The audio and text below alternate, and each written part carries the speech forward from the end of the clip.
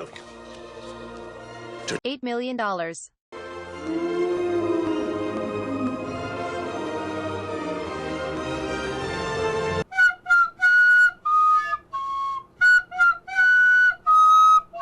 First off, hello everybody, I hope you are having a wonderful day, and if you're not, I hope this video makes it a little bit better. For anyone that doesn't know, Chronicles of Elyria was a 2016 Kickstarter that raised a solid $8 million and was claiming to be the next generation of MMO games. As most people have realized by now, most MMO games on Kickstarter will never happen and have no chance of happening, but that's not what I'm here to talk about today.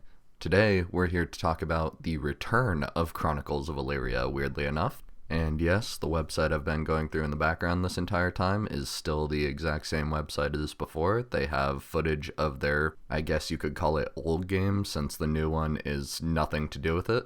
From what I can gather, the old development team is pretty much gone at this point, and it's just a few people remaining who are making this as almost a passion project, which if that's the case, I do have to commend the few people who stayed around to try and give people something. However, I have no idea why you would keep the name of something that was actually a scam, like definitively a scam. I feel like since this is something new, they should have tried to distance themselves immediately and call it something else completely. But with all that backstory out of the way, let's get into what they're doing now. Over the past 6 months, they've uploaded 6 new devlogs, I guess you could call it, but only the most recent one was really big. They uploaded a 50-minute video showing the tiniest section of a real-time strategy game that I've ever seen. At most, this should be considered a tech demo, and that's being generous. I do have to admit, I like the art style. It's very charming. I'm not a great artist in my game, so I appreciate when people do good art. However, that's really all there is in this. There is no game.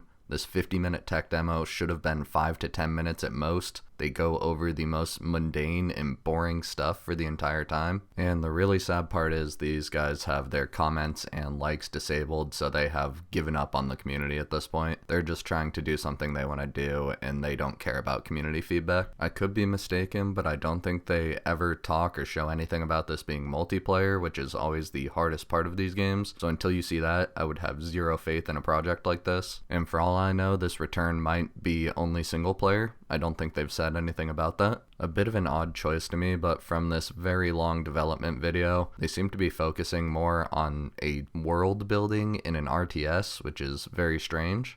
I and most people probably would have focused on getting some gameplay as fast as possible, finishing that up and making it look pretty good. But that was my huge complaint with this. It was 50 minutes of showing off just random stuff with zero gameplay, which is really frustrating for most people to watch. You can see on my promotional stuff on my Steam page linked in the description, it's usually best to show off your systems and what you've actually made as fast as possible. In my case, it's showing off networking works well, in that everything is working and not just avoiding the topic of actual gameplay systems and mechanics. Personally, for me, if I see a game that looks rough but has good core systems, I know it's going to be finished eventually, and I know it's something that's going to be good. You can always clean up edges later, but you have to get that core element of gameplay down. I keep feeling like I'm being too mean in this video, but at the same time, these guys did take $8 million and completely flopped, and that was just people's hard-earned money.